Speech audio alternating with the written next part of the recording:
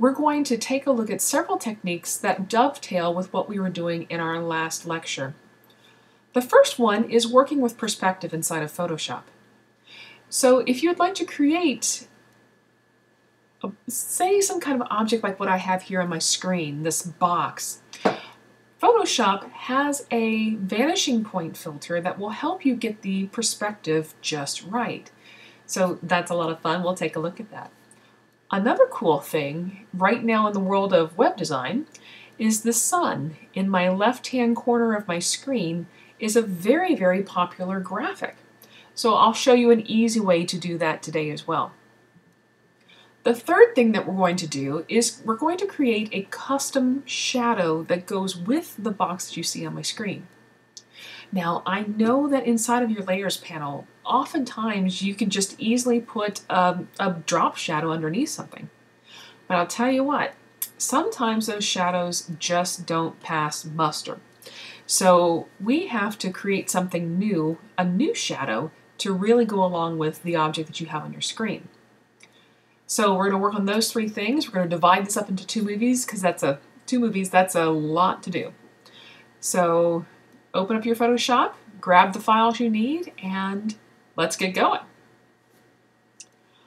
I'm going to open up my perspective demo that I've included with the course lecture today.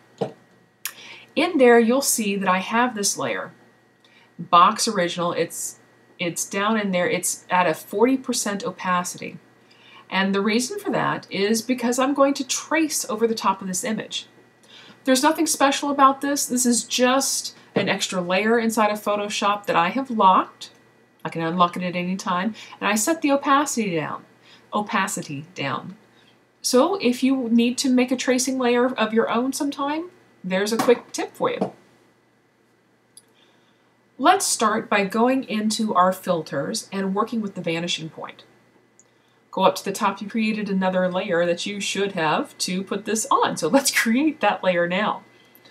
We're going to call this 3D box.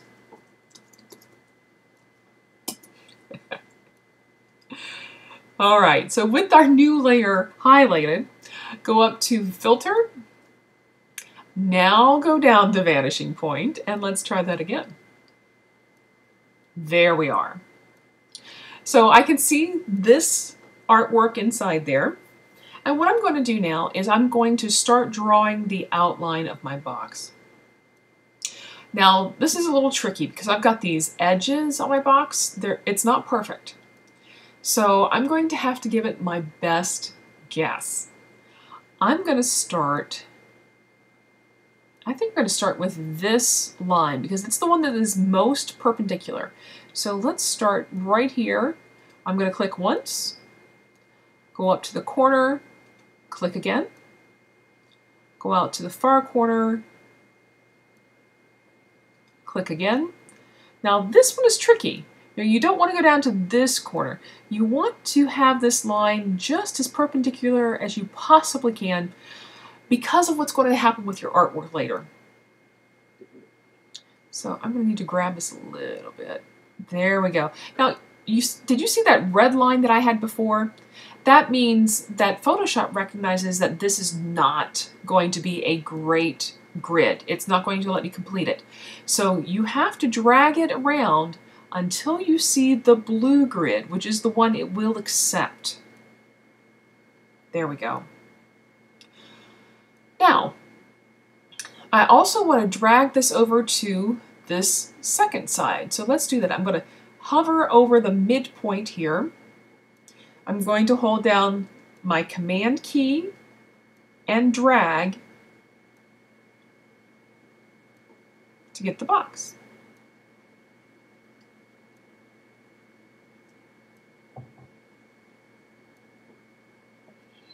Now this is going to look a little different, that's okay. I'm going to hold down the Command key again to drag out the top. There we go. But at least I had that starting reference point to go from, so that's a great thing. Click OK to accept this.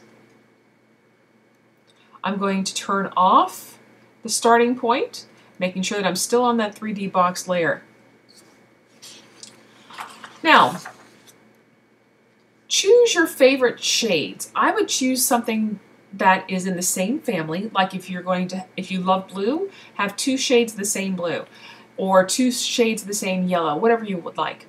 I've already chosen mine. It's up here in my swatches panel. So I'm just going to add those over into my swatches on my right-hand side so that I'm all set and ready to go. Now, I want to add some kind of artwork here because we need to put art on top of the box that we created inside the Vanishing Point filter. So I'm going to select all by hitting Command or Control A. I'm going to get my gradient tool and I'm going to set it to a radial gradient.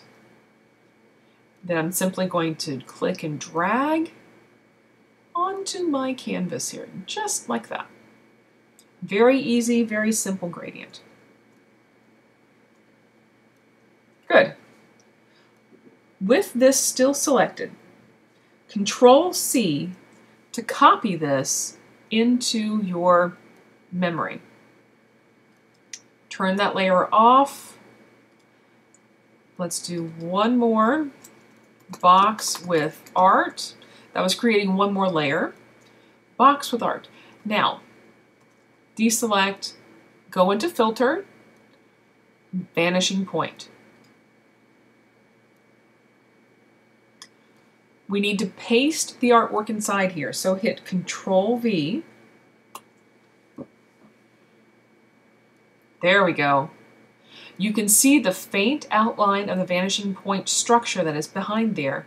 But now we need to drag and drop this art on top of that box. So I'm going to click and hold and then drag until it wraps around the box beautifully. And you can adjust this. You notice how my colors are changing as I move my mouse as I'm still clicking and dragging? So I'm going to move it to where I think it would do the best job for our scene. I think that looks pretty good. I'm going to leave it right there. Now click OK. There's your box. Now, there are some jagged edges on this guy. I'm going to get in a little closer. I'm going to hit Command or Control plus just to zoom in. I'm holding down my space bar to get in even closer. So do you see those jagged areas that I'm talking about? Okay, we're going to fix that with the Polygonal Lasso tool. I like to use this one whenever I'm using straight edges because it just makes a beautiful straight line. So I'm going to go from there, I clicked once, to there, I clicked again. And I'm just going to complete the marquee.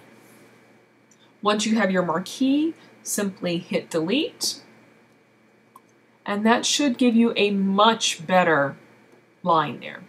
I'm going to do that all the way around.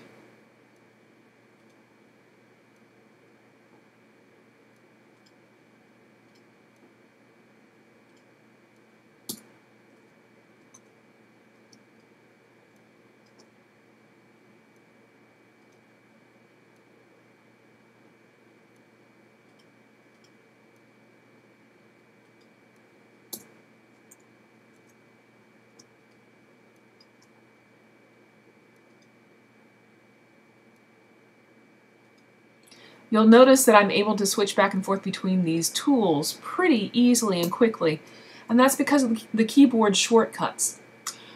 So if you haven't really worked with those yet, I would suggest that you do this. I'm going to walk you through the keyboard shortcuts one time here.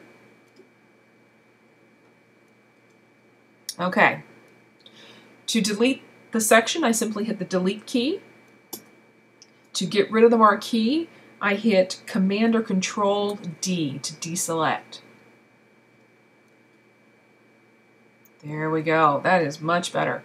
I'm going to hit Command or Control minus to zoom out. And I'm noticing I've got one little white spot there. Let me go in and fix that. 1 pixel.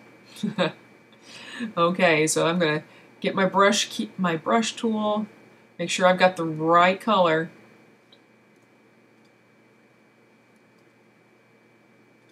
And take that little pixel out. Okay. There we go.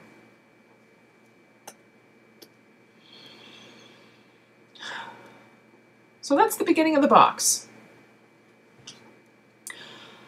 If you'll notice, where I have my crosshairs, it's a little difficult to see that there's actually a corner here. So what we're going to do is we're going to add a highlight now to this side, the top of this side, and the top of this side. So let's add a new layer. Let's call this Box Highlights. I might just zoom in just a little bit more with Command or Control plus. Now we need a lighter color of what we're working with. So I'm going to go into my color picker and choose something nice and light that's pretty close to white but not exactly white. And then you want about a 3 pixel brush.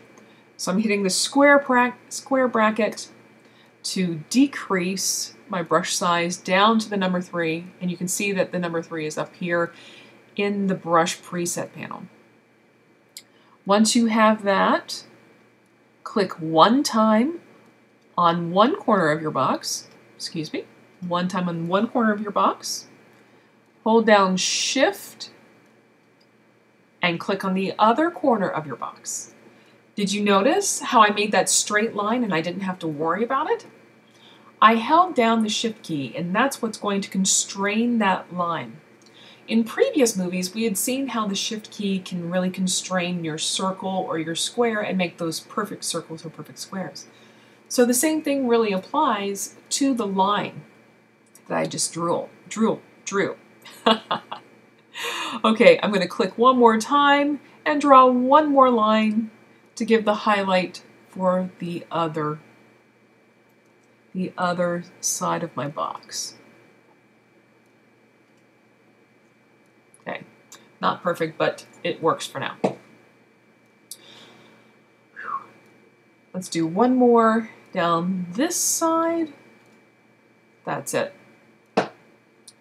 Now, if that highlight looks a little too fake to you, it's probably because it's a little too hard.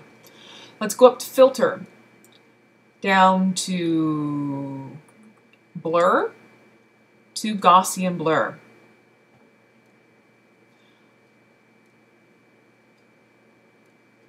Let's just make that a little soft. Do whatever feels good. I'm going to do it at about 2.4 pixels. That's great. Okay, I'm going to click back on my box with art layer, create a new layer above it, and this is where I'm going to add the clouds. So I'm going to go change my colors, hit the D key to get back to the default, hit X to bring white to the foreground, and let's go find those clouds that we created the last time around. There they are. Okay, those are quite large. So I'm going to make those a little smaller. I'm hitting my left bracket key, and I'm just going to paste them on that clouds layer. And I'm just going to put several of them. You're not going to be able to see them very well because they're just white. Okay, hit Command or Control A to select all of your clouds. Hit Control or Command C to copy the area. Turn off the clouds layer. Click on Box with Art, because that's where we're going to paste this thing. Go back to Filter, Vanishing Point, Control V to paste, and, like before, click and drag until your clouds are on your box. Nice. Click OK. So it is possible to get more than one piece of art on top of whatever framework you have for your vanishing point filter. You just have to plan your work and do it a couple of times, and that will really do the trick here. I'm going to hit Command D to deselect the background, and I'm going to go in and get a different brush. There we go. And I'm going to make that probably about a 20 pixel. And then we're going to move the hardness down to 0. If we had left the cloud brush up when we were working on the next part of the artwork, it would have been a little distracting. So that's why we moved that there. So this is a good stopping point. This is the end of working with the vanishing point filter. And the next time around, we're going to add highlights and lowlights to the box, a little bit more of that work. We're going to work with the sun to get that sunburst effect, and we're also going to work on the horizon to work with shadows and highlights. So we'll see you in a few.